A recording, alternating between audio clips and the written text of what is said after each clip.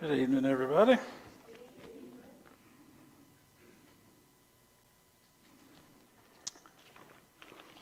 Going back to Revelations 13.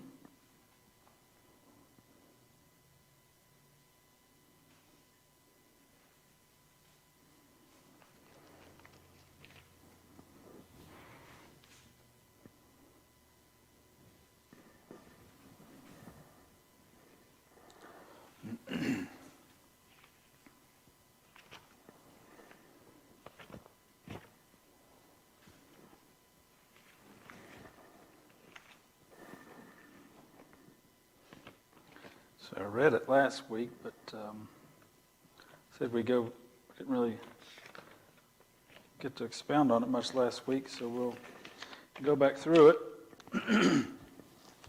Because as I said, it's an introduction to those three evil characters: the Antichrist, the false prophet, and the beast, or the image of the beast, the image of the Antichrist, which is going to be given power and speech, be able to talk, and apparently to think on its own. So we want to go back through that. So we're going to start at Revelations 13:1. I've been trying to decipher how much. That's what I've been looking at. I don't know how much I want to read. Definitely, probably going to read Daniel chapter 7 after we get through a little bit of portion of this. It'll help us to understand some of this. Daniel chapter 2. I really haven't. I don't really want to read that whole chapter because it's like 60 verses. But we'll see, I guess, when we get there. So let's go through. Let me see how far I want to get before we actually go to Daniel.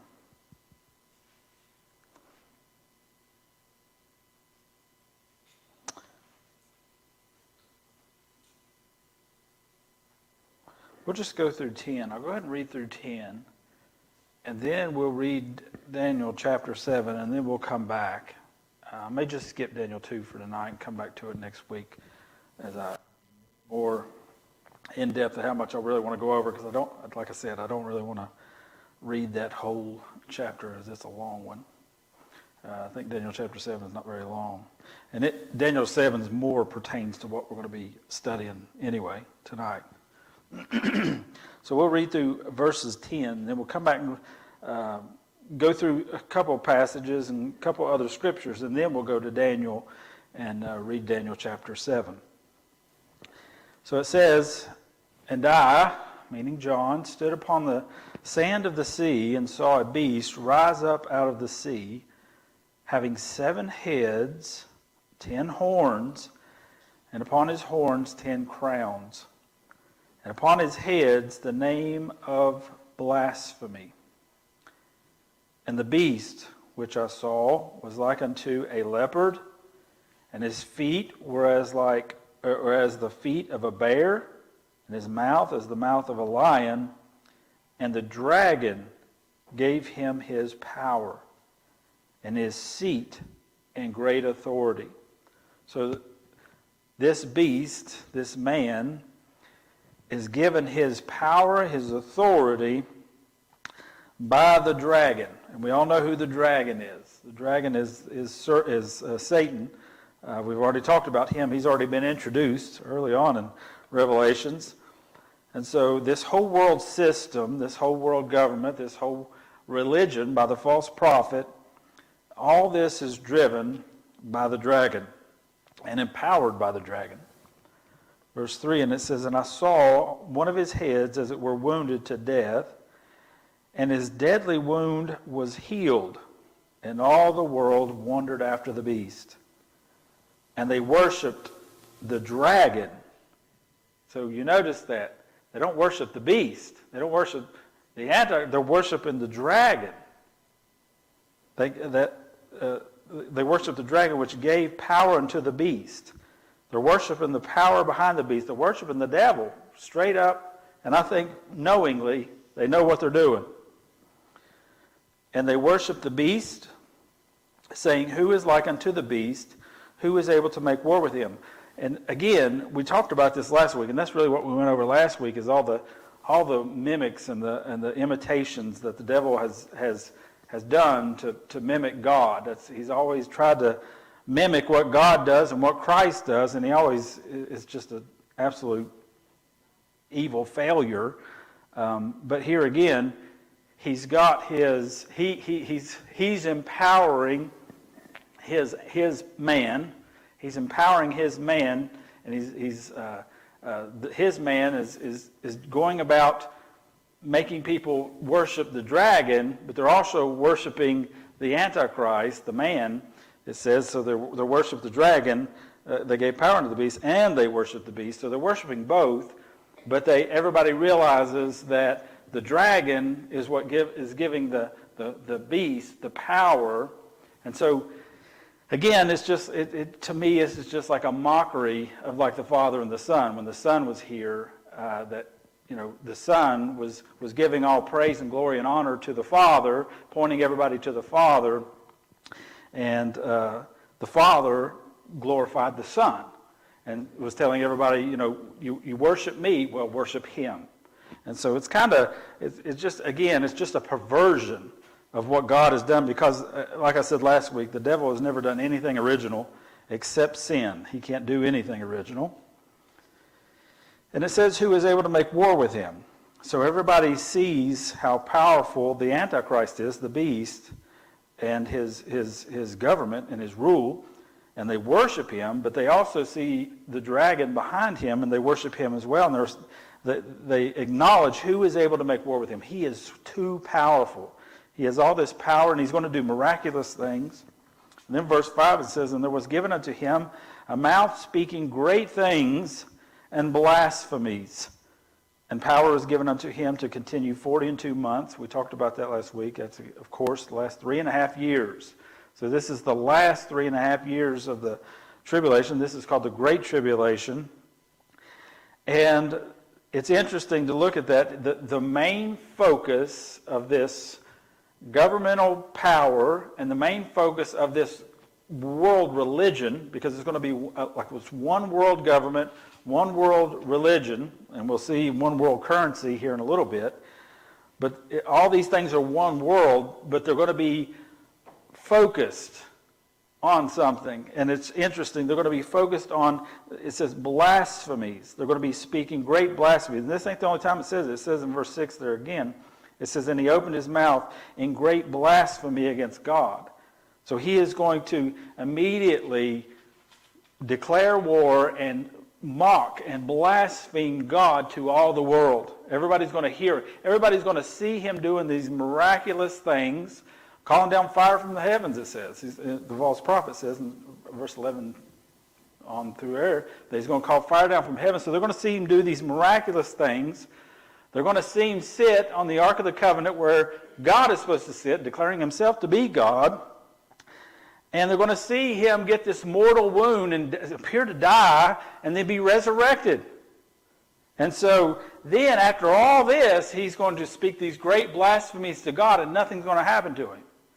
And everybody, I mean, can you imagine? Everybody's going to be standing there and wonder, saying, well, is he really God?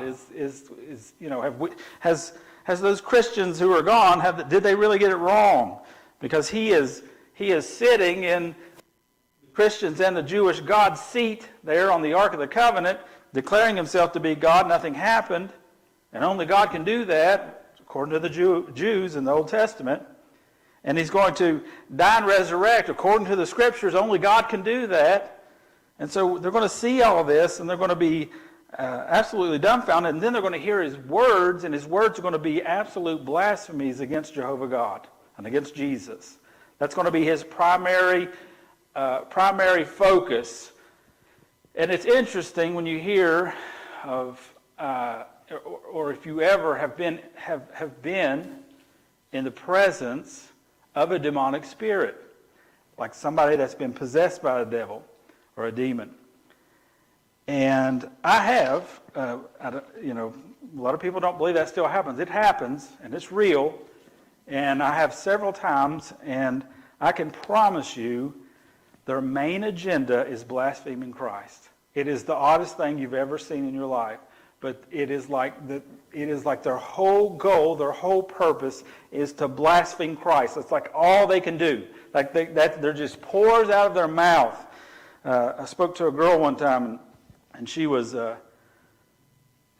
claiming to come up to be saved, and I don't know what, they talked to her for a while, and then she come over there to me, and then I started talking to her, and I don't want to make it a long story, and I don't want this, I don't want people to take things like this too far, but I was sitting there talking to her about Christ, and saying, do you understand what salvation means and all this? And she was like, no. And then she was talking, and I think at first the girl really wanted help, but then in the middle of our conversation, it was a light switch flipped. And it didn't turn the lights on, it turned the lights off. And her eyes, she was looking at me, and then she was just like, something happened to that girl.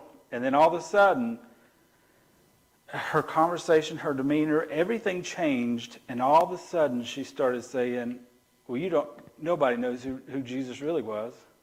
And I said, what do you mean? She said, he was just a man. She said, he wasn't nothing. And then it just progressed from there quickly. She started blaspheming Christ. And so it is real. But I just want you to hear, like it's true, and if you talk to anybody that's ever dealt with things like that, that is always the case. If the demon manifests itself, it is always going to blaspheme Christ. It is always going to blaspheme Christ. It lies, and that's all it can do. Because the devil's a liar, and that's all he knows. That's all he can do is lie. The truth is not in them. They cannot tell the truth.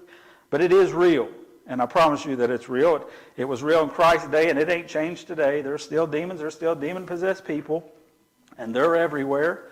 And the demon's main agenda for the world today is for you not to believe in them. That's why we don't see manifestations so dramatic today, is because they don't want you to believe in them. They don't want the world to believe in them. They would just assume the world not believe in anything. They're happy as they could be for the world being atheists and agnostics and not believing in anything. They're perfectly fine with that. But if you ever are in the presence of one, this right here is what happens. This is what always happens, is it'll start blaspheming our God. It'll blaspheme our Christ. They absolutely abhor that name. They abhor that name. All right. So it says, and he opened his mouth in blasphemy against God, to blaspheme his name and his tabernacle and them that dwell in heaven. So they blaspheme God, they blaspheme the temple, and they blaspheme the saints that are in heaven, the Christians, the church, us. They're blaspheming us because we're already there. We're in heaven, and they're blaspheming us, these demons. And it says, and it was given unto him to make war with the saints and to overcome them, and power was given him over all kindreds and tongues and nations. In other words, he rules the world. There is no resistance. There is no opposition. If there is any resistance and opposition, he will squash it immediately. He has control of all the world's military, all the world power and all the world armies and all the world's currency and all the food. He is in control of everything. And he has declared war on God's saints. And God is going to allow him, it says, during this time to overcome the saints. That God is going to allow him and his armies to arrest the people that give their life to Christ during this time. And God's going to allow him to martyr, to kill those saints of God who give their hearts and lives to Christ during this time. Now, is that, we tend to think, why would he let him do that? But it's happening right now, every day, all day, all over the world. And God is allowing it to happen, or it would not be happening. That God is sovereign, he's in control of everything. Amen. But the thing is, even if they take the Christian's life, they're not winning, they're losing. The Christian in that moment has gained a crown that most of us, hopefully none of us, will ever receive, and that's the martyr's crown. That this is an absolutely beautiful thing in the eyes of the Lord for somebody to go so far as to give their life literally, physically, for the Lord Jesus Christ. This is a beautiful and wonderful thing to the Lord. Precious in the sight of the Lord is the death of his saints. And so the Lord, it's not we just tend to look at things like that in just the negative, but this world is temporal, and we're here and then we're gone. It doesn't matter if it's 20 years, it doesn't matter if it's 100 years. That is not even a speck or a grain of sand compared to the eternity where we'll be with God. So there's no comparison there, and it's a wonderful thing for somebody to give their life for the Lord. And Christ says that even. And so that he's going to have power over the saints. God's going to give him this temporary, the devil's the god of this world right now. Well, why is he the god of this world? One, we gave him the keys of our dominion. And two, God allows him to do it. Because God has a reason, and God's going to be glorified in the end.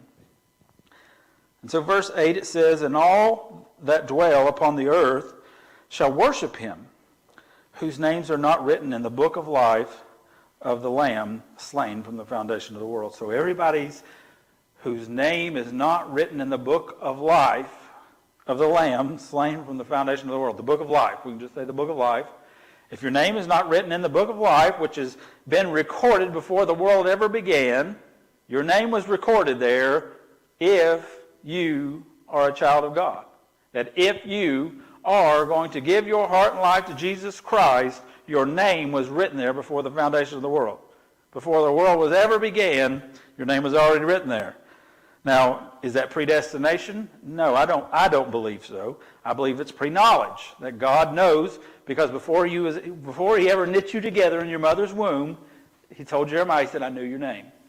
Before I ever created you, I knew who you were. And before he ever created any of us in this whole world, he created every single, there's 7.62 billion people in the world today. God created each and every one of them in his image. And right now, 7.62 billion people, God knows exactly every single soul of man on this planet that is his child, and every one of them that is not his child. In other words, he knows who's going to be saved, he knows who's not going to be saved. That's how I see predestination. I'm not Calvinist, so I don't believe in that God picks and chooses, that like he wrote the names in the book, just like you're going to be saved, and I'm going to make you be saved. No, I think God foreknew, and he wrote your name. That's how I see it. I don't argue with my Calvinist brothers. I love them. So he says, the book of life, slain from the foundation of the world. So that's who he's going to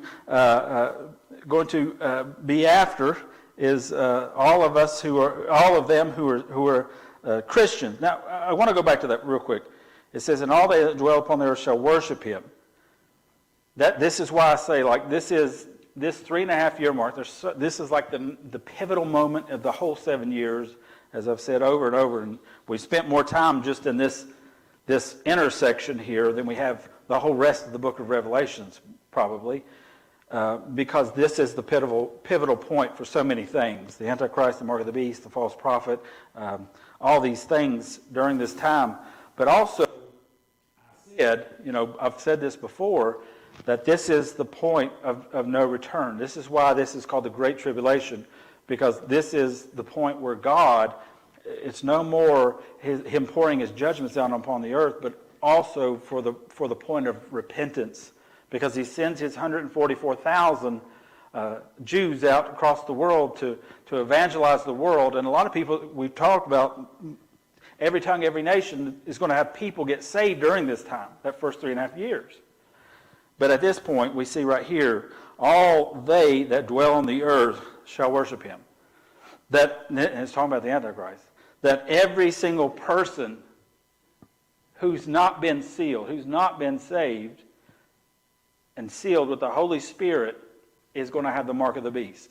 Like this is the dividing line. Like at this moment, there's going to be no more salvation, because everybody that's saved is saved, And everybody that's not saved at this point is going to have the mark of the beast. And there's no hope for them. They're doomed. And so they're going to already have the mark of the beast. And that's why it says that. And that's why there's, God's going to pour his wrath on from this point on. He's going to pour his wrath on the children of disobedience and pour his wrath upon the earth. Then in verse 9 it says, if any man hath an ear, let him hear. He that leadeth into captivity shall go into captivity. He that killeth with the sword must be killed with the sword. Here is the patience and the faith of the saints. In other words, he's warning the saints of how they may die. He's warning the saints that are alive during this time what to prepare for, what you're getting ready to face. And he does that. When we went through the churches, the 7 churches in Revelations 1 and 2, and 3, that everyone that was going to face tribulation, like severe tribulation, like Sardis, the second church, and we talked about how they suffered a great tribulation, but that whole letter to them, which was an actual letter that Paul actually delivered to Sardis, that Jesus was the whole letter was focused on preparing them for the great tribulation they were going to go through. And they went through it. And so always when you see a great tribulation come, God warns his people, like, you need to prepare. You need to get ready because you're getting ready to face a great tribulation. And this is what he's doing here.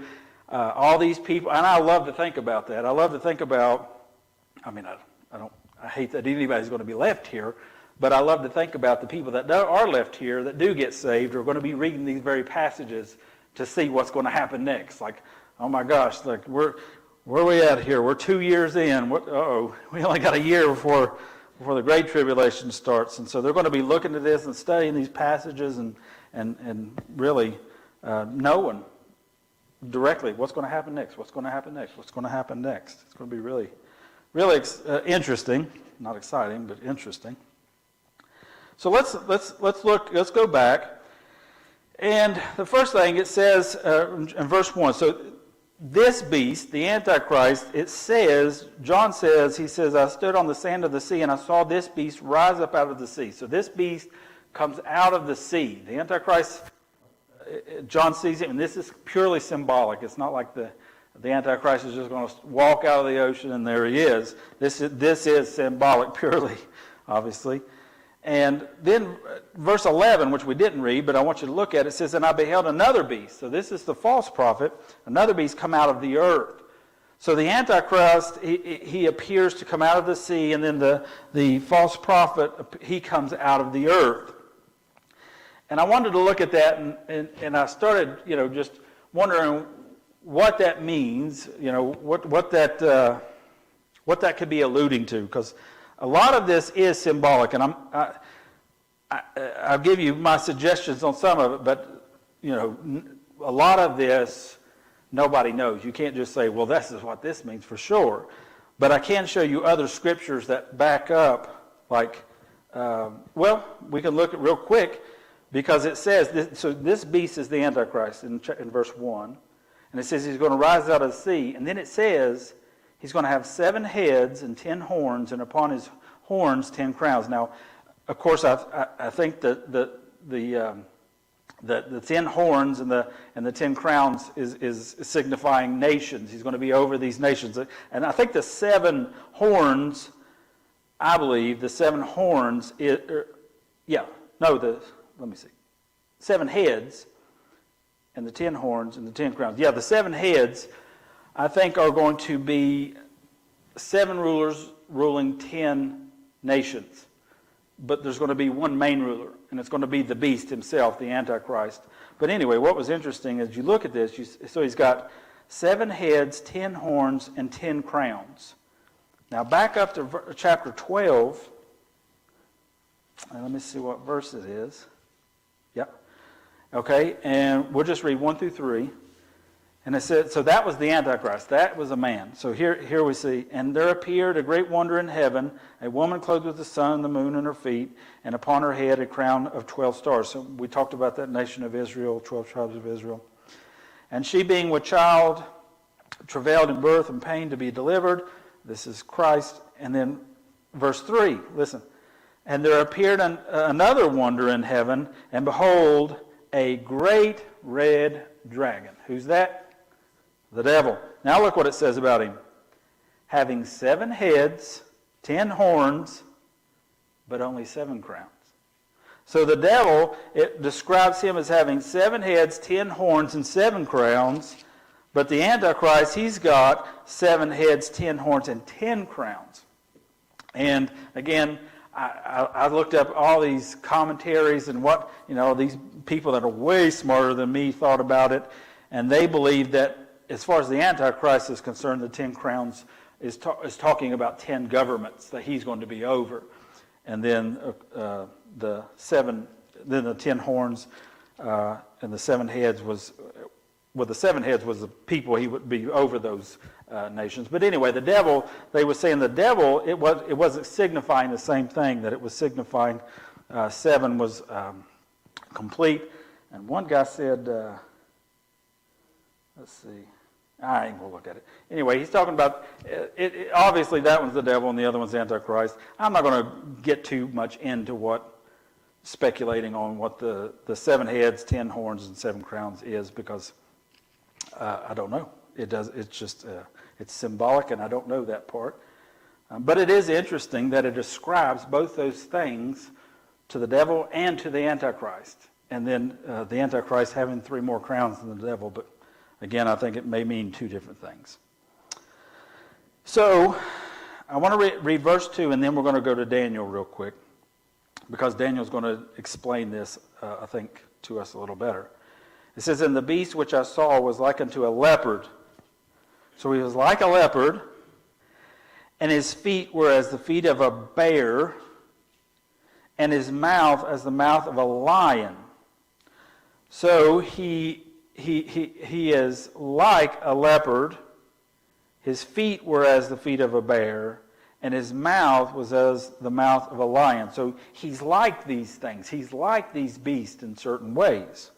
Now I want to jump to Daniel 2 while that's fresh on our minds, because it'll kind of, I think, flesh that out a little bit.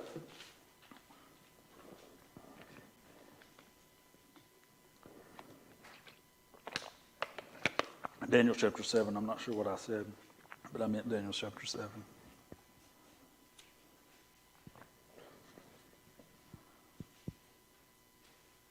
Oh, and I was going to say too, skip right over it, but when I was talking about John seeing that beast come out of the sea, that Jews saw the sea, they saw the ocean, the sea, as it was a figure of evil and chaos, because the sea was uncontrollable. And they saw the sea, you can look at the rabbinical writings and stuff, they saw the sea as kind of tries to resist God, like all the crashing waves and just the chaos and the anger of the sea. And so much so, and I thought this was interesting, and even in 1 Kings, but the Jews didn't have much to do with the sea. Now, they were fishermen, but they were like offshore fishermen. They would fish in the Sea of Galilee and places like that, but they didn't. Israel never went out into the deep, into the oceans and stuff. And you can look through the Old Testament and read ancient manuscripts and stuff like that. They didn't like the ocean. They thought of it as chaos and evil. They thought of it as just uncontrollable. And in 1 Kings 9:26 and 27, don't turn there. But 1 Kings 9:26 and 27, we read of the only time in the Old Testament that Israel has a navy. They have a navy. But what's interesting, because the Jews don't like the ocean, and they're not going to get on them boats and go into the deep. So they had a navy. This is King Solomon. But it says that Solomon had a navy, but Hiram, the king of Tyre, supplied all its sailors. So they had this full fleet of a navy, but there wasn't no Jews on the boats, because they were like, no, we're not going into the ocean. So anyway, it's just kind of thinking about John seeing this, this something coming out of the chaos and the wickedness, like that's how they saw the sea. Like, this is uncontrollable and chaotic, and anyway, I thought that was interesting. All right, so Daniel chapter 7. And I went too far.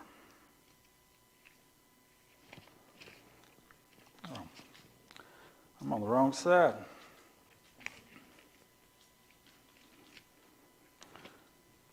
is in Isaiah.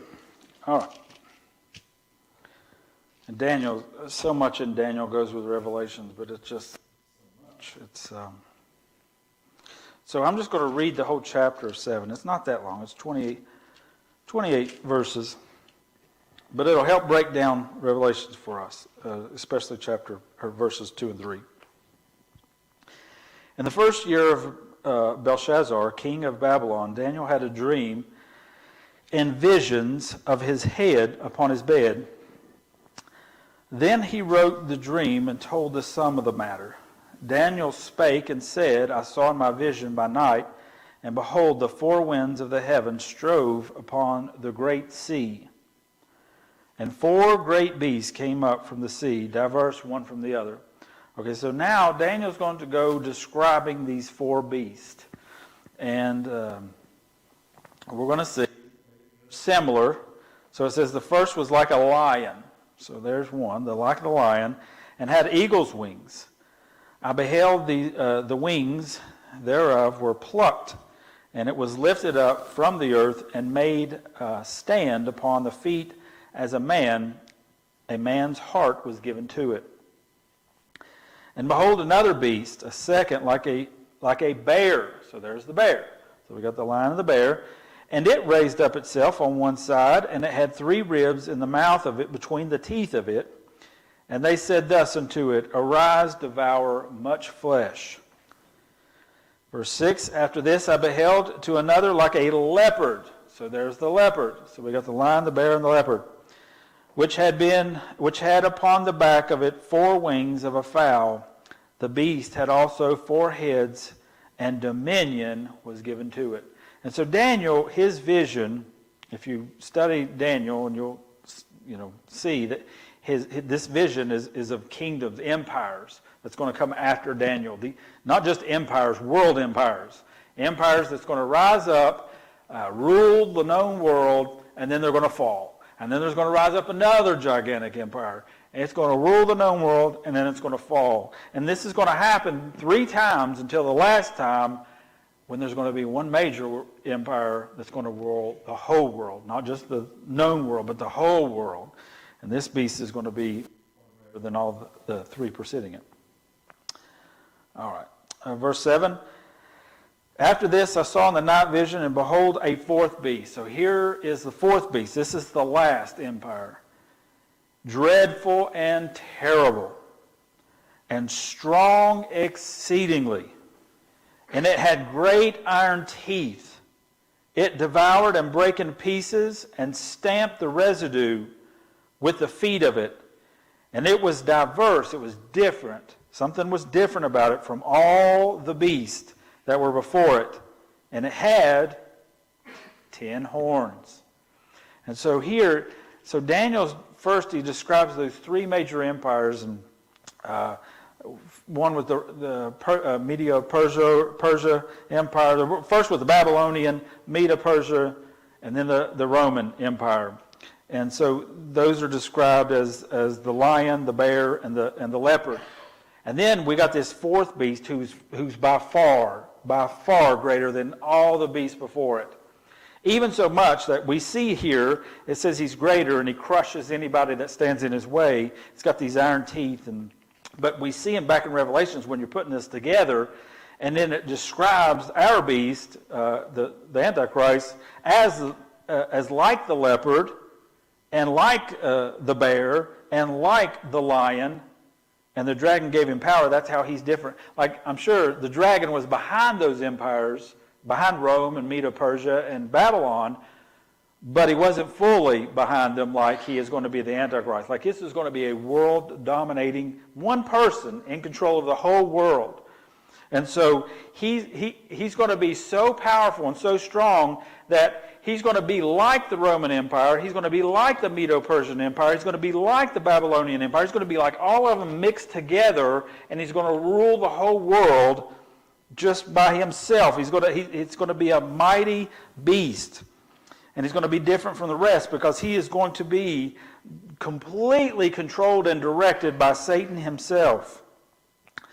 Verse 8, I considered the horns, and behold, there came up among them another little horn, before whom there were 3 of the first horns plucked up by the roots, and behold, in this horn were eyes like the eyes of a man, and a mouth speaking great things.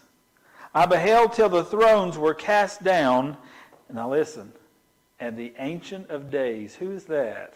That's right, that's Jesus Christ, that's our Lord. And the Ancient of Days did sit, whose garment was white as snow, and the hair of his head like the pure, and we see that description in the first Revelations, when we see Christ, when John first sees Christ in his glory. And his head was like pure wool, his throne was like a fiery flame, and his wheels as burning fire. A fiery stream issued and came forth from before him. Thousands. You know why they do that? Because they don't have any word for millions or billions or anything like that in the Hebrew or the Greek. And so when it's just some innumerable number, they just say thousands and thousands and thousands of thousands. So thousands. So that's like 1,000 times thousands. You can only imagine. Ministered unto him. This is his ministry. His ministering angels. And it says, in 10,000 times 10,000. That's 100 billion. Stood before him. The judgment was set, and the books were opened. I beheld then, because of the voice of the great words which the horn spake, I beheld even till the beast, this fourth beast, was slain, and his body destroyed, and give to the burning flame. Because what's it say later on in Revelations, if you remember, what does it say is going to happen to the beast, the Antichrist, and the false prophet before it happens to the dragon? It says they're going to be thrown into the lake of fire. And because it says when he throws Satan in there, eventually he says where the beast and the false prophet are. They're already there. So this beast is going to be thrown into the flames. And then when is that going to happen? At the end of the 7 years, when Christ comes back, the Antichrist is going to get his armies together to fight his armies against Christ, which is really the most ridiculous thing you could ever imagine, because he's the God of all creation. And this 100 million man army is going to be standing there in the Valley of Megiddo, and Jesus ain't even going to. His sword is his tongue. And he's just going to speak a word. And they're all just going to die. Just right before him. And we'll all be with him. It says all the saints will be with him. We'll be riding on horses too, right behind him. We'll have our swords. But we will never unsheath our sword. Because all he's going to do is speak a word. And the Antichrist and the false prophet and all their armies dead. Immediately. That's amazing. Ain't it? And the devil knows this front and back. So He's looking forward to this, I'm sure. Then verse 12, it says, as concerning the rest of the beast, they had their dominion taken away, yet their lives were prolonged for a season and a time. I saw in the night visions, and behold, one like the Son of Man came with the clouds of heaven, and came to the Ancient of Days, and they brought him near before him. And there was given him dominion and glory and a kingdom. So here's where the millennial reign will start. That all the people, nations, and languages should serve him. His dominion is an everlasting dominion. This is the King of Kings and the Lord of Lords.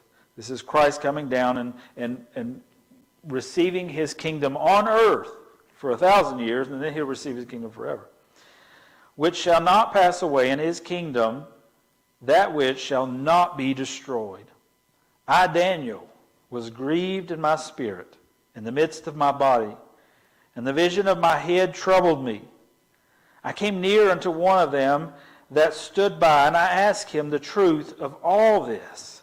So he told me, and made me know the interpretation of the thing. These great beasts, you remember the leopard, the lion, and the bear, which are four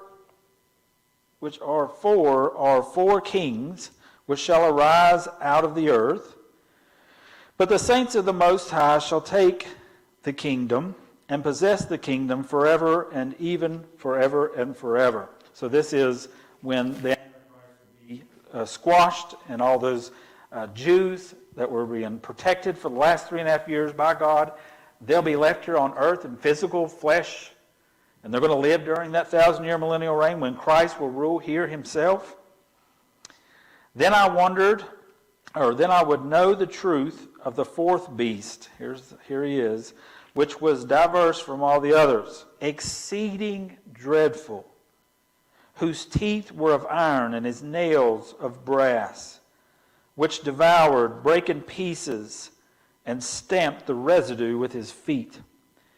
And of the 10 horns that were in his head, and of the other which came up, and before whom 3 fell, even of that horn that had eyes and a mouth that spake very great things, whose look was more strong than his fellows.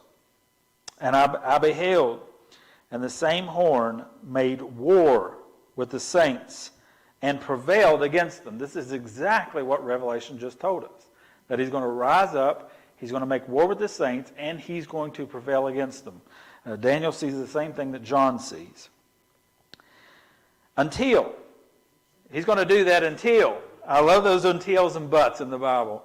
It's always good when that but God usually. I love that. Until the Ancient of Days came, and judgment was given to the saints of the Most High.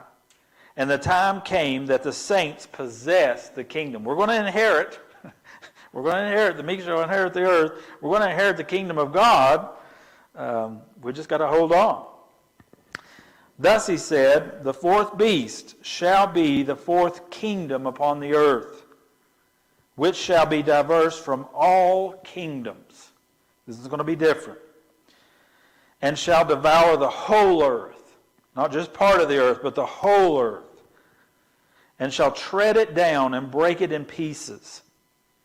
And the 10 horns out of this kingdom, so this is the 10 horns, this is the 10 kingdoms that come out of the Antichrist kingdom, are 10 kings that shall arise, and another rise after them, and he shall be diverse from the first, and he shall subdue 3 kings. And he shall speak great words. Here it again. This is exactly what we're reading in Revelations. What did I just say that he was going to do? Blaspheme God. Here Daniel says, and he shall speak great words against the Most High. He's blaspheming God. And shall wear out the saints. Well, Revelation told us that exact same thing too, of the Most High. And think to change times and laws. And they shall be given into his hand until times 2, that's 3, and a dividing of time, that's a half a time. So 3.5 years, he's going to be given this full power on the earth. This is, is that not just amazing to y'all? Like, that really is amazing to me that Daniel is saying the exact same thing that John's saying thousands of years later. And it's describing, and not only that, but in their day, and even 100 years ago, none of this would really make sense. But today, we're seeing this come together, one world religion, one world currency, mark of the beast. Everything is just like falling into place, like the Jews coming back to their temple. They're got the red heifer. They're going to put the temple back together. And everything that we're reading is just like, it's like we're watching the puzzle pieces come together, and there's just a couple pieces left. That just amazes me. And then to hear John echo Daniel talking about the tribulation and the great tribulation. Like, it just amazes me. Verse 26, but the judgment shall sit, and they shall take away his dominion, to consume and to destroy it unto the end. And the kingdom and dominion and the greatness of the kingdom under the whole heaven shall be given to the people of the saints of the Most High, whose kingdom is an everlasting kingdom, and all dominions shall serve and obey him, Christ. Hitherto is the end of the matter. As for me, Daniel, My cogitations much troubled me, and my countenance changed in me, but I kept the matter in my heart. So, does anybody have any questions on any of that?